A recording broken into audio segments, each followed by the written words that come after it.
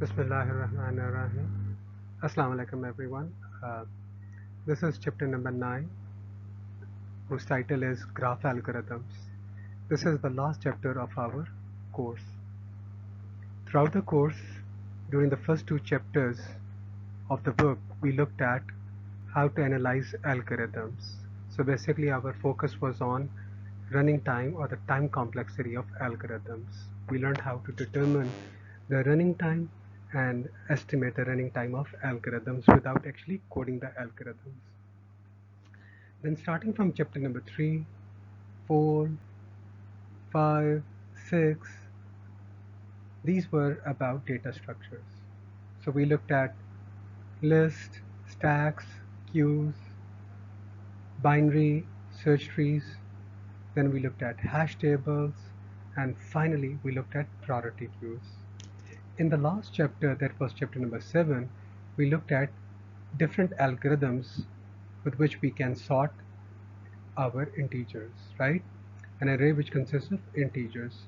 Now, in chapter number 9, we will look at graph algorithms. So, we begin. In chapter number 9, our focus will be on these three articles. Article 9.1, which is about the definitions. This will give us an idea about the preliminaries of graphs. We will look at various definitions, how we can represent graphs. So in article 9.3, we will look at shortest path algorithms, right? Shortest path algorithms, as from the name we can easily understand, this will allow us to find the shortest path between two different points. So for example, if I want to travel from UET to, let's say, defense, I'm interested in finding the shortest path between these two points, right? So shortest path algorithms will allow us to determine the shortest path between two different points. Then in article 9.5, we will look at minimum spanning trees. We will look at two different algorithms, the Kruskal algorithm and the Prim's algorithm, that will allow us to find a minimum spanning tree. So let's start. Today we will start with article 9.1, which is about the terminology and the preliminaries of graph. In this chapter, we will discuss several common problems in graph theory.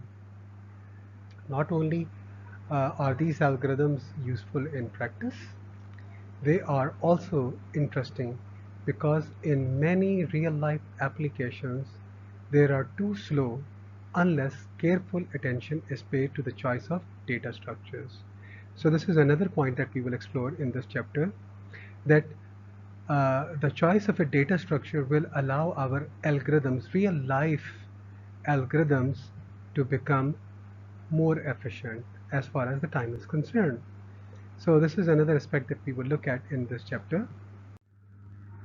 We will show several real-life problems which can be converted to problems on graphs. So with the graphs, we will be able to model various real-life problems. Give algorithms to solve several common graph problems. We will also show how the proper choice of data structures can drastically reduce the running time of these algorithms. So data structures, so this chapter will help us to understand how we can use data structures to improve the running cost of algorithms.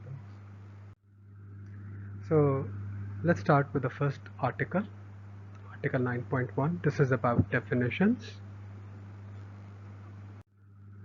So before we look at the definitions, I would like all of you to draw these three different graphs. So we can see in figure A, there are 5 nodes, 5 circles. Each circle is representing a node. We will call it a vertex or a node, right? These two terms are used interchangeably, vertices and nodes. So in graph A, we can find there are 5 nodes or vertices. And then we can see these lines.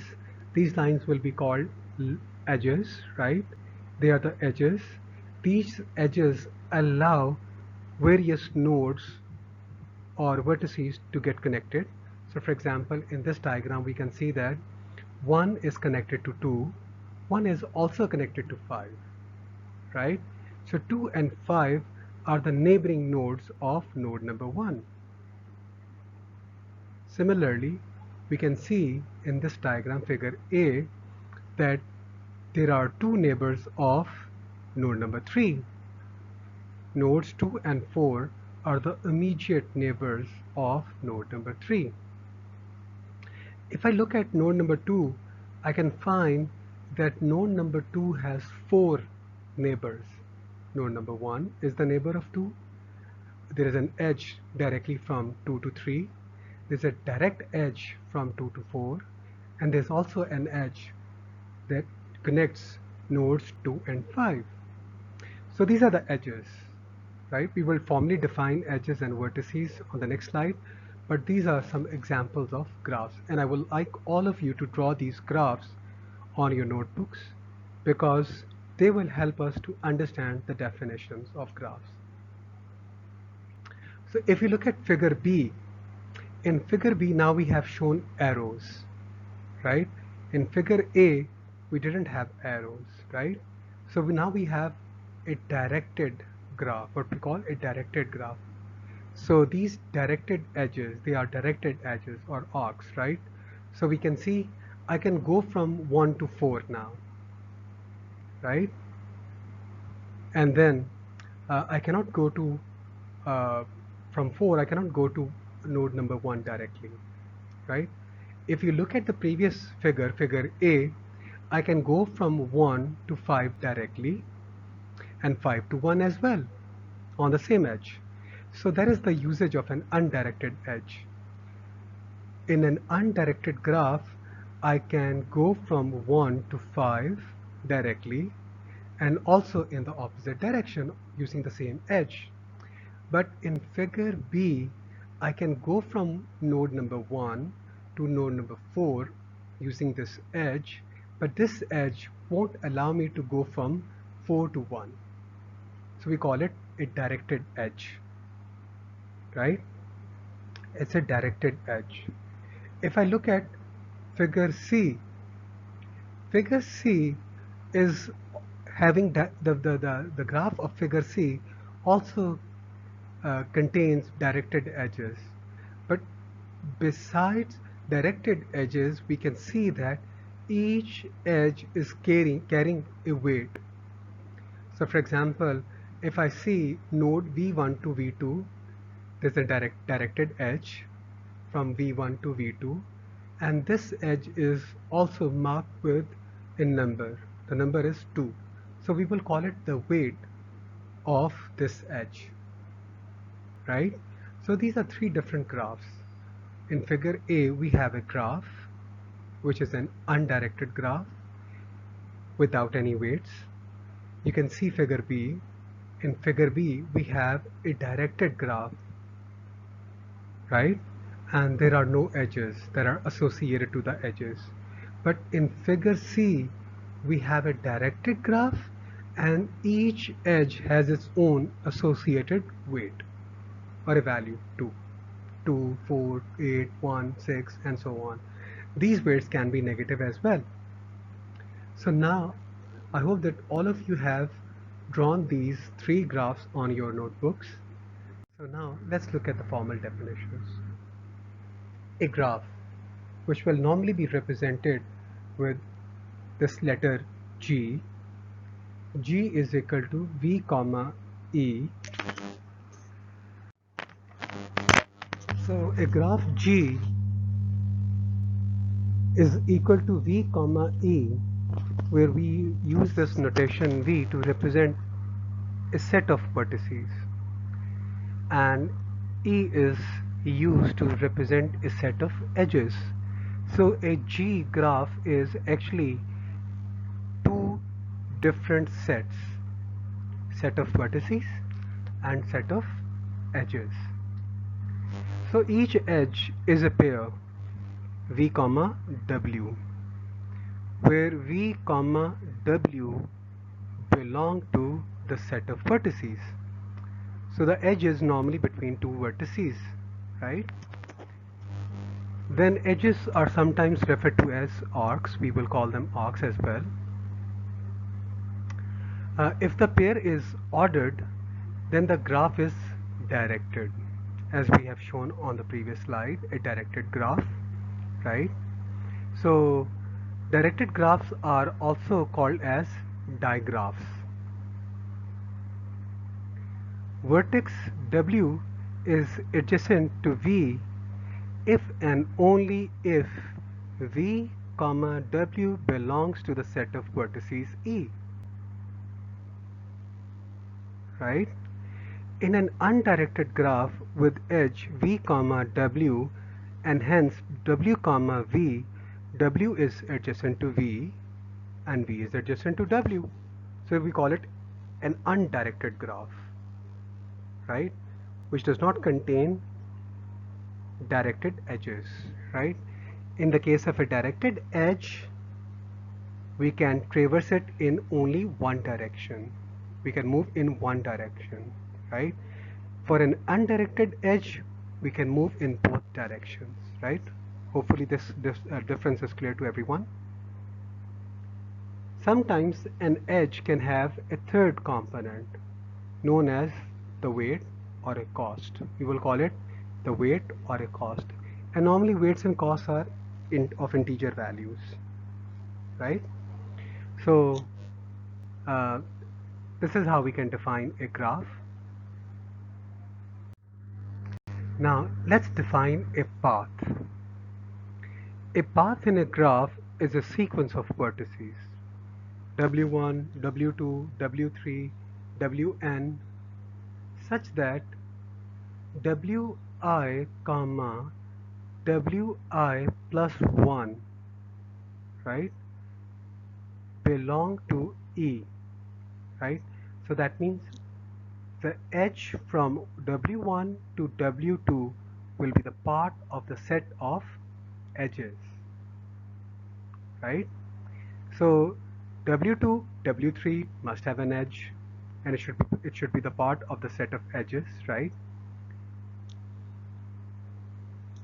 Similarly, this should hold for all the vertices I greater or equal to 1 and less than n, right? Now this is how we define a path. The next term is the length of such a path. So the length of a path is the number of edges on the path, which will be equal to n minus 1. The length of the path will be equal to n minus 1, right? So the total number of nodes on that path minus 1, right, is the length of the path. We allow a path from a vertex to itself. If this path contains no edges, then the path length is 0. This is a convenient way to define an otherwise special case.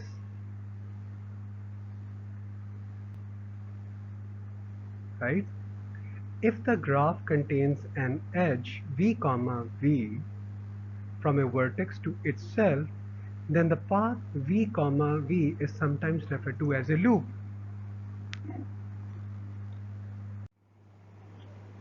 Then a simple path is a path such that all vertices are distinct, except that the first and the last could be the same. So please keep the diagrams in front of you and reach each definition and try to understand each definition, right? So these definitions are simple, but you have to keep the diagrams of the graphs in front of you. Now the next definition is a cycle.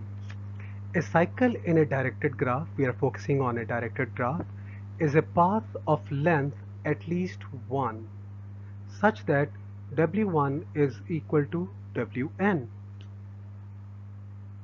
This cycle is simple if the path is also simple. For undirected graphs, we require that the edges be distinct. So the logic of these requirements is that the path u, v, u in an undirected graph should not be considered a cycle because u, v and v, u are the same edge. So if you look at the diagram, we can see that in this graph there are 5 nodes A, B, C, D, E, right? And then we can see that edges from A to C, C to D and D to A are shaded with the pink color. So this is actually a cycle, right?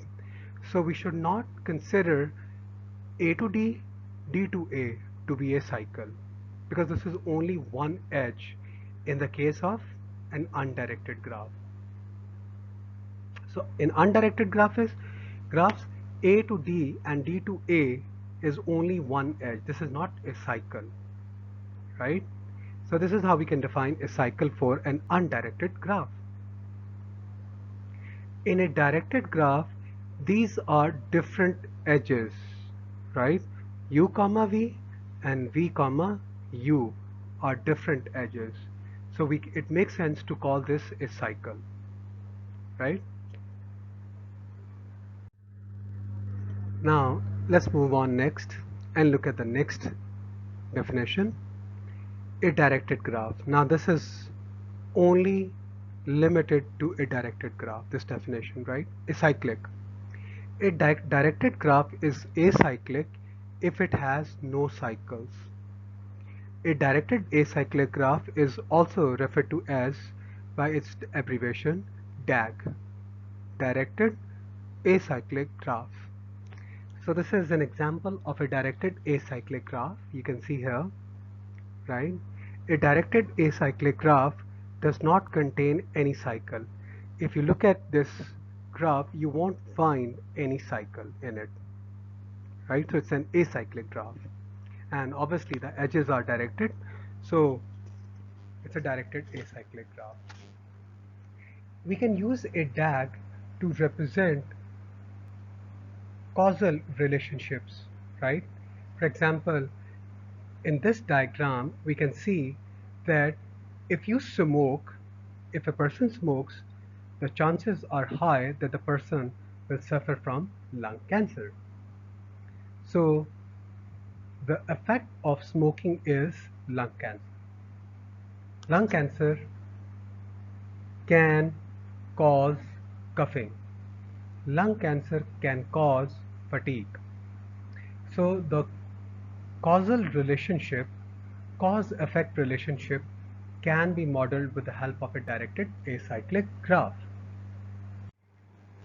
So another cause-effect in this diagram is anxiety can result in smoking, right? Similarly, peer pressure can also result in smoking. So a DAG, a directed acyclic graph, can be used to represent cause-effect relationship among variables. Now, the next definition is an undirected graph is connected if there's a path from every vertex to every other vertex. So you can see here, we have shown two different graphs. The graph on the left hand side is connected because there's a path from every vertex to every other vertex, while the graph on the right hand side is not connected because we cannot find a path from every vertex to every other vertex. So this is the definition of connected, a graph being connected and a graph being not connected. Let's move on. Now, when we talk about a directed graph with this property is called strongly connected. If you look at the following diagram, in this graph, we can see that this is a strongly connected graph, right? I can go from 1 to 2, right? And if I want to move from 2 to 1, I can follow the path from 2 to 4 and from vertex 4 to vertex 1, right? So we can see this is a strongly connected graph, right? And at the same time, this graph is a weighted graph, right? It's a directed graph and it's a weighted graph because we can see that each edge has its associated weight or cost, right? We call it a strongly connected graph.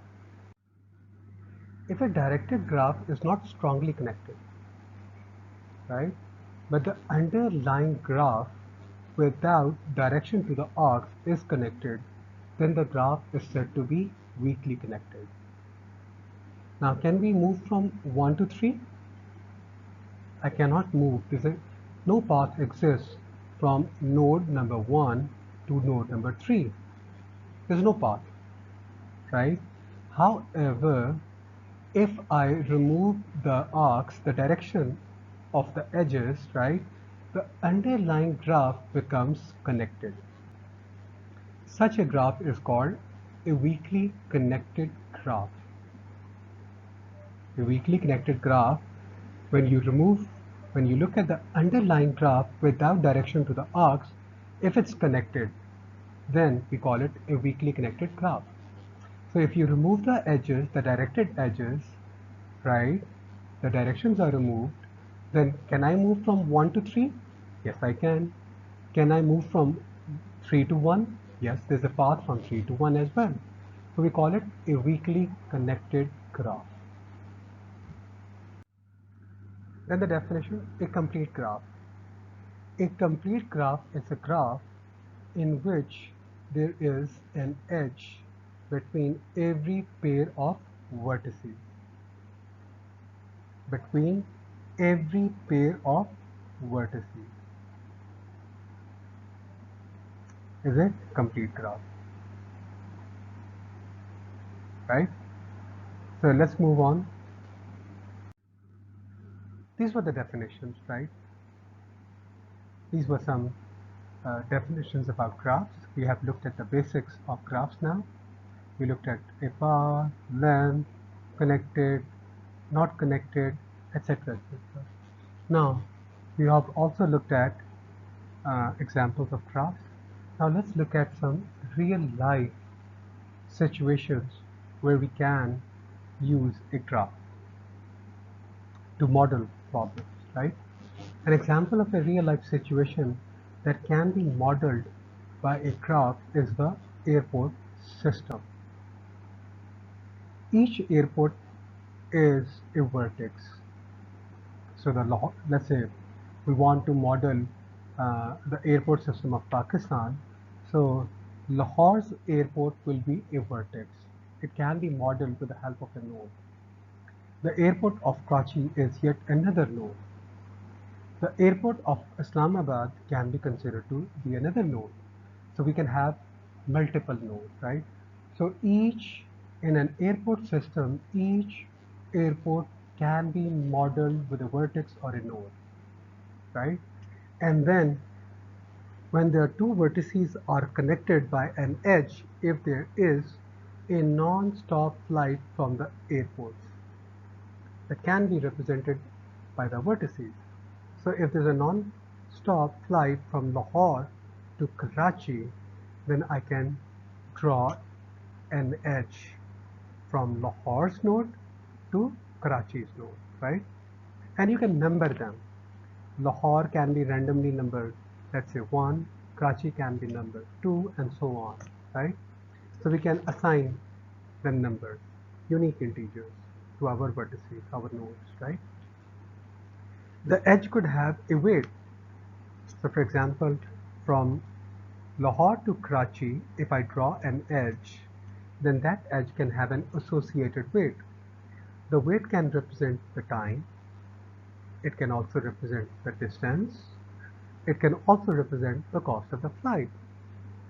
So the description of weight can be different, and it obviously depends upon our requirement of the application that we are modeling with graphs, right? So the weight can be time, the weight can be distance, it can even be the cost of the flight. So it is reasonable to assume that such a graph is directed,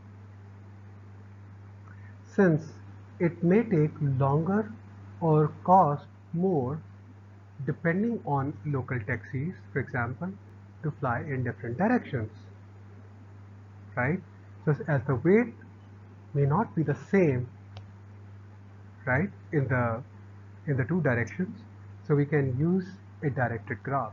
We can model it with the help of a directed graph. Once again, it will depend upon the requirement of our application. We would probably like to make sure that the airport system is strongly connected. It should be strongly connected so that it is always possible to fly from any airport to any other airport, right? So you won't want that I can have a flight from Lahore to Karachi but not in the opposite direction. So we will require our graph to be strongly connected, right? And we have just seen, we looked at the definition of strongly connected, right? We might also like to quickly determine the best flight between any two airports, right? Right? So for example, if I want to go from Lahore to, let's say, Karachi, is it going from, let's say, Lahore to Islamabad and then Islamabad to Karachi? Or is it going directly from Lahore to Karachi, right? So we can have two different flights. One can go from Lahore to Islamabad, Islamabad to Karachi, and the other one can go directly from Lahore to Karachi. So out of these two, we may be interested in finding the best flight, right? And what does the best mean? Best could mean the path with the fewest number of edges, right? Or it could be taken with respect to one or all of the weight layers, right? So this is the definition of best. So in Article 9.3, we will look at the shortest path. So the best flight will be defined in terms of the number of edges. Traffic flow. Another example, which can be modeled with the help of a graph. Each street intersection represents a vertex, and each street is an edge. So if you have looked at Google Map is actually where we can see these intersections and we can see the streets, right? So each street can be modeled with the help of an edge, and our street intersections will be represented by vertices or nodes. The edge cost could represent, among other things, a speed limit, right?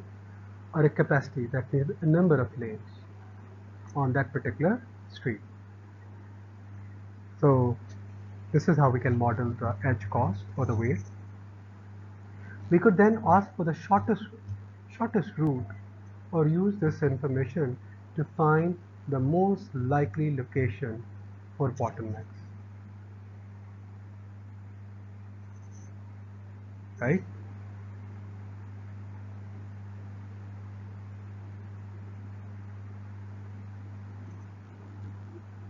So this is another example. So we looked at two different examples of graphs, real life examples where we can model the problem with the help of a graph. We also looked at the definitions, right? And now, how can we represent graphs? So there are two standard ways for representing a graph. G is equal to B comma E, right?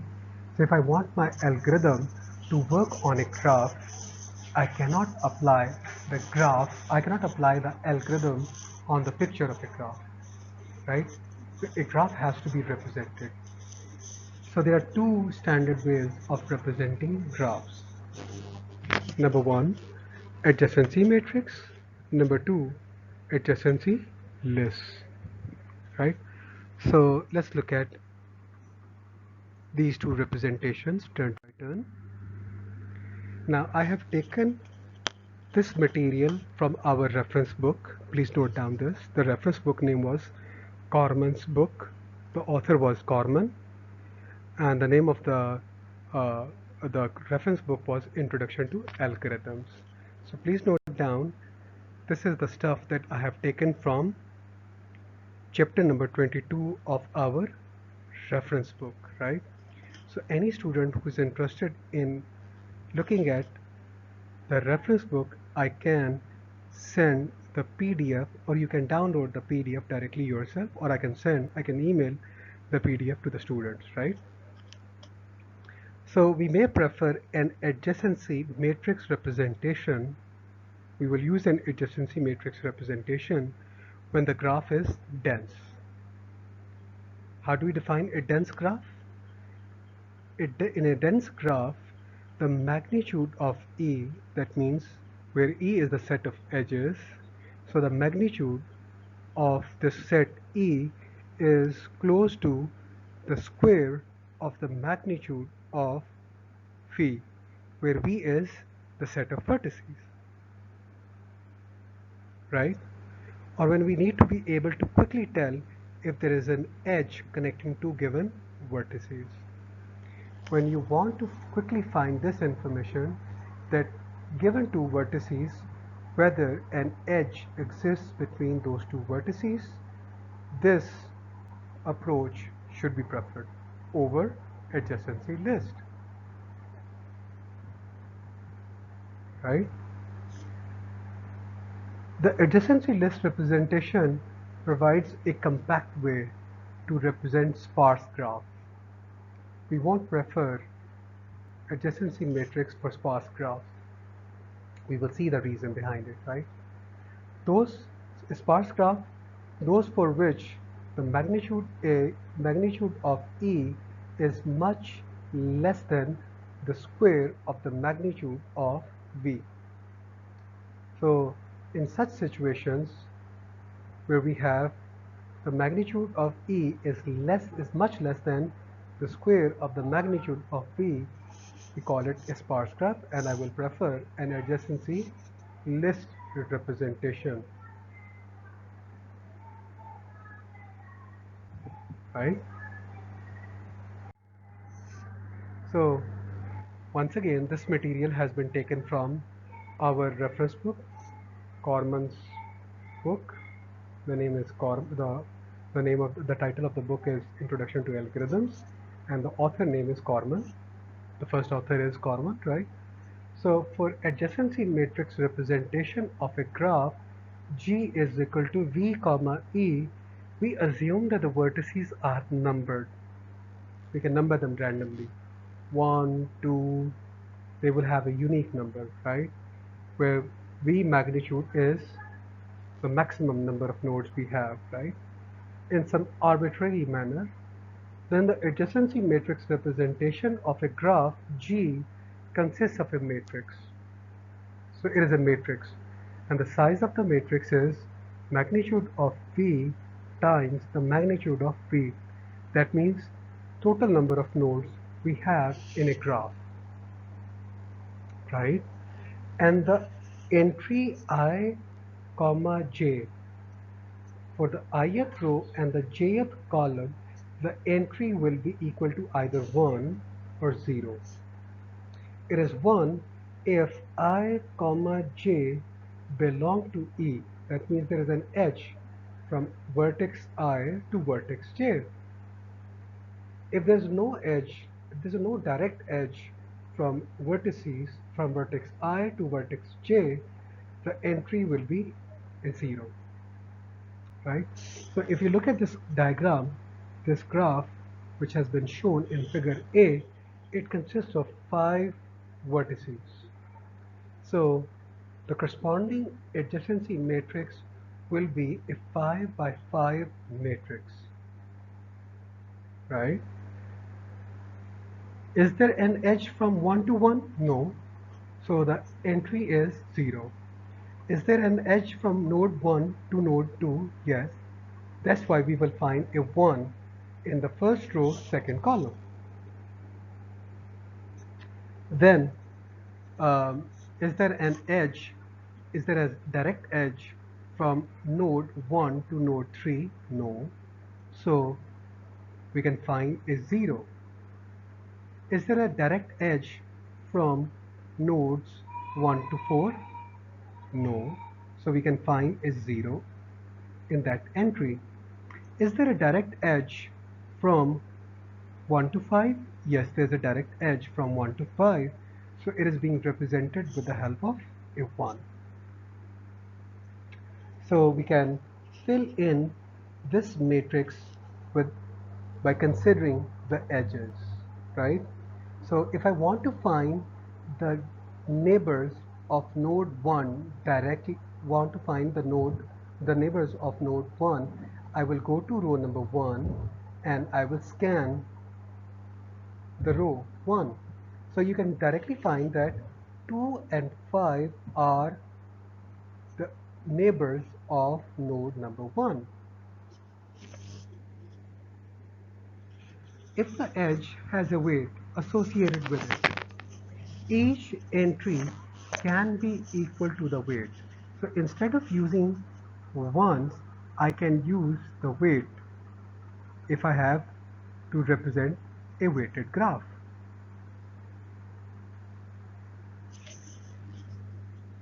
Let's move on next. This is an example where we have a directed graph, sorry. So if you look at this directed graph and the corresponding adjacency matrix, there are 6 nodes and the size of this matrix is 6 by 6.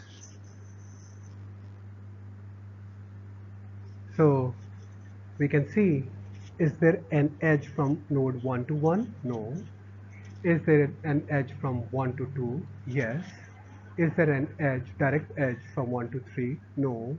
Is there a direct edge from 1 to 4? Yes. Is there a direct edge from 1 to 5? No. Is there a directed edge from 1 to 6? No. Right? If I find, if I go to row number 2, is there an edge from 2 to 1? No. There's no direct edge from 2 to 1. So this is the directed graph.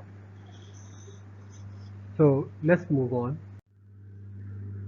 The adjacency matrix of a graph requires how much amount of space? Big theta v squared. V times v. The magnitude of v times the magnitude of v. Independent of the number of edges in the graph.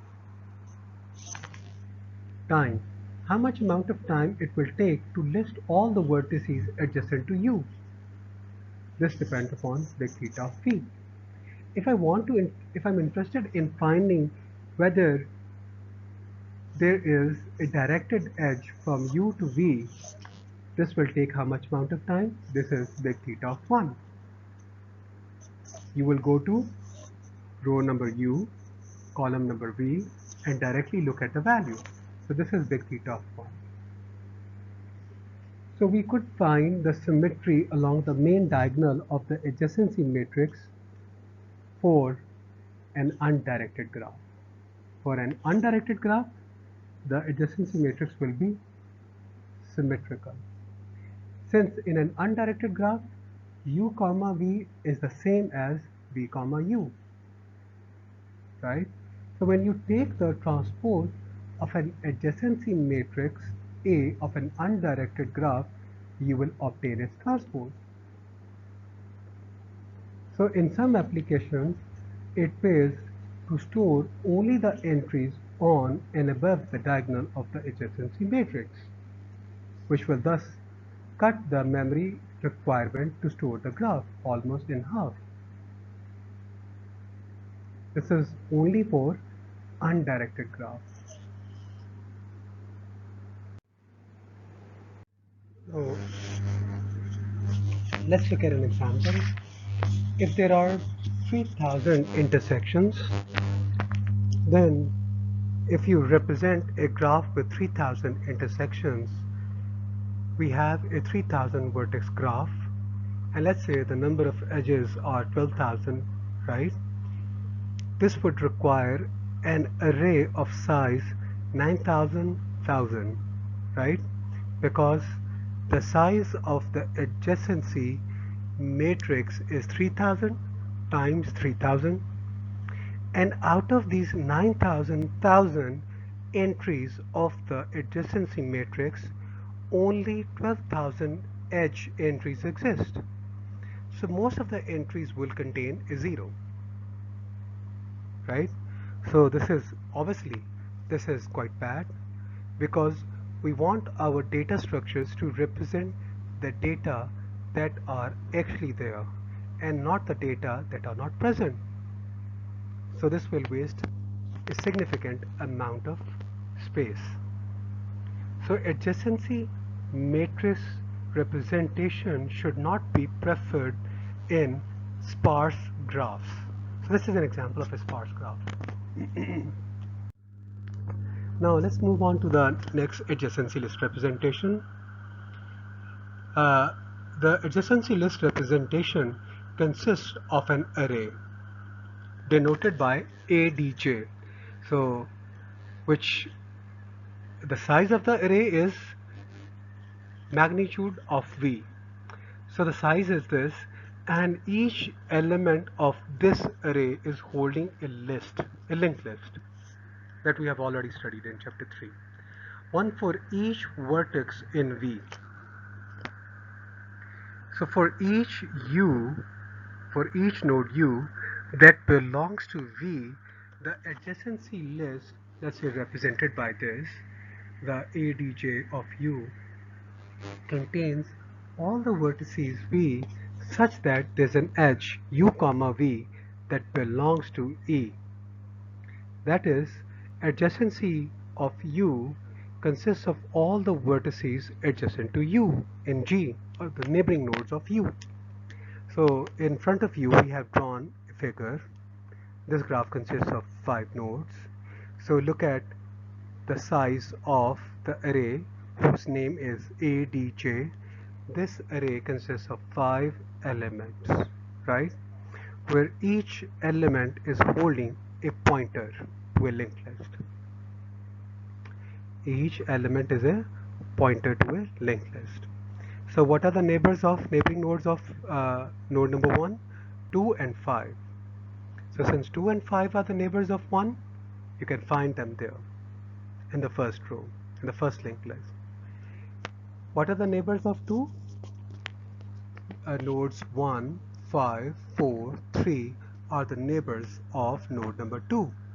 So you will find them in the linked list of node number 2, and so on. Now this is a directed graph. For this directed graph, we can find that there are 6 nodes or vertices. 1, 2, 3, 4, 5, 6. So what is the size of our array ADJ? ADJ is of 6 elements. There are 6 arrows coming out from each element of this ADJ array.